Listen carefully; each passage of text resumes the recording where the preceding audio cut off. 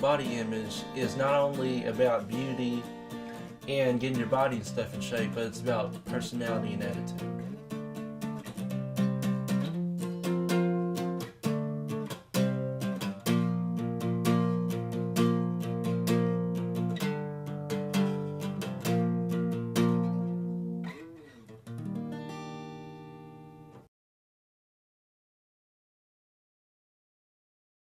Growing up, I have always had certain issues and not always had a very healthy body image because, not necessarily when I was younger because of what I seen on TV or what I read in magazines or anything like that.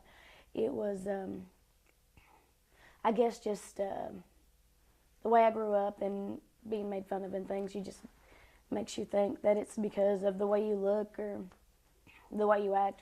There are studies that date back several decades that show that there is a correlation between how we perceive ourselves and our overall well-being.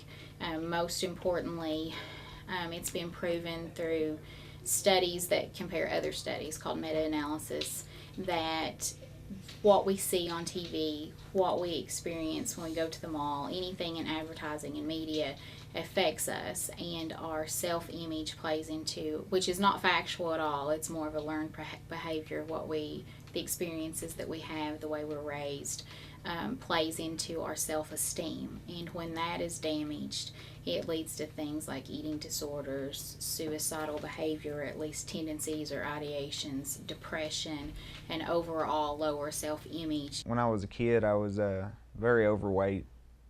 I was like 5'5", like 230 pounds. So I was pretty chunky, and just turn on the TV, see a fitness model or something on the TV, any guy in a movie. I mean, it's kind of an eye opener.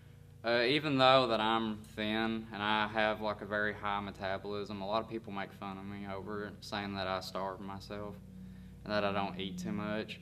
And so it makes me want to like try to gain some weight, but I can't because my body just, it doesn't. So a lot of people do make fun of me over it, and it really bothers me.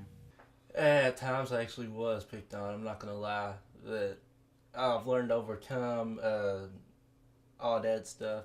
There were times that people was laughed at, so I took offense to that, and I was like, man, you don't have to laugh at that person because of the way they look and stuff. Now they're starting to emphasize plus-size models and things like that, and all the different races and different ages and things like that. But ultimately, I do think that media portrays the perfect woman to be skinny.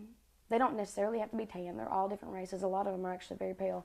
But to be skinny and tall, and I think anything over a size 4 is considered plus size, or maybe not. I might be wrong, but they put a very big emphasis on how a woman looks.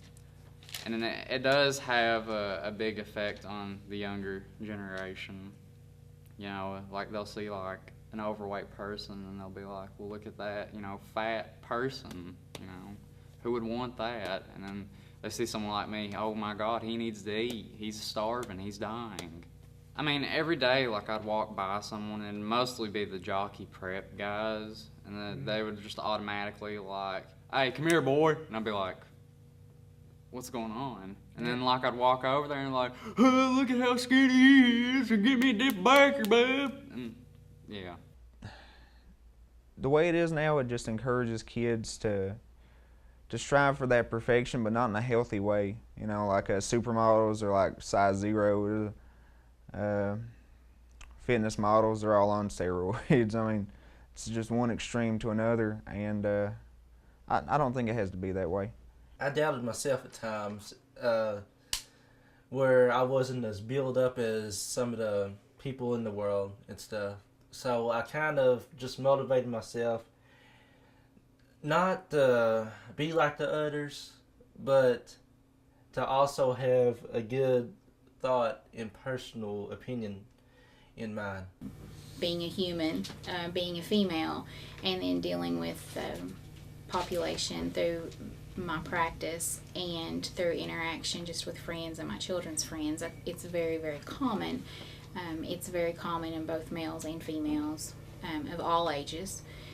Most notably around the preteen years, early teenage years, and that seems to be when most of us are forming our own identity. We're learning to be more independent without our parents, without our teachers. We're learning to make decisions and some responsibility, and yet that seems to be when we're most bombarded with images around us and the idea and the perception of a perfect person.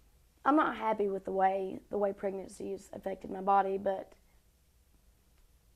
I wouldn't give back my kids for it. I mean, they were worth it. If I could have a perfect body and then give up my kids, I wouldn't do it.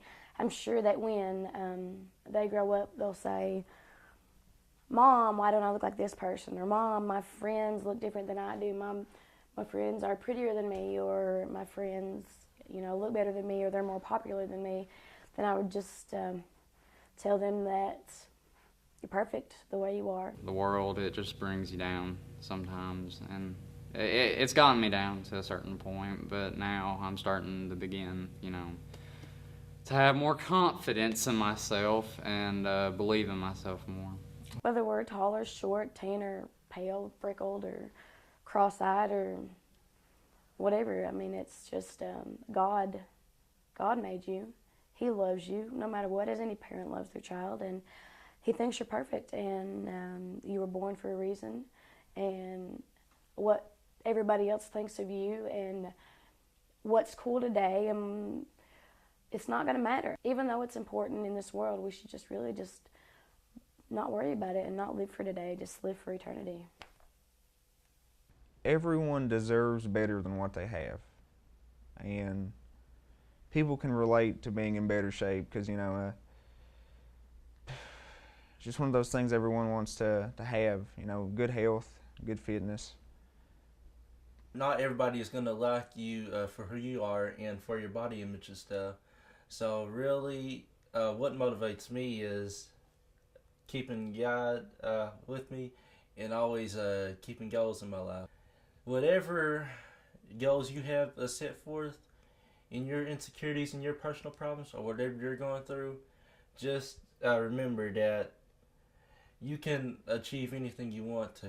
Regardless of what people say, just do what you want to and live how you want to live, and just, don't care, because you'll be happier that way. I would encourage young people in any age to look on the internet and read up on their healthy body weight, on healthy lifestyle changes, on ways that they can be healthier, both mentally, physically. And I would also encourage them when they get really down to look up Photoshopped and the original pictures, and it's quite interesting what you can find. When I get frustrated, that's what I think. Someone is home cooking their dinner, nobody's cleaning their house, they're not at work all day long, somebody's telling them what kind of exercise to do to spot that, and they're making them the perfect food that tastes good without this, and then I think, they're not enjoying the basketball games and get to see my kids drink milkshakes or eat an ice cream cone afterwards. And you have to be satisfied with yourself. You have to love yourself. And again, I just encourage people to look for the ways and to look for the good things about themselves. Even if you have to sit down and make a list, think of all the good things. And then when you need a reminder, look online and realize that things are not always what they appear by the eye.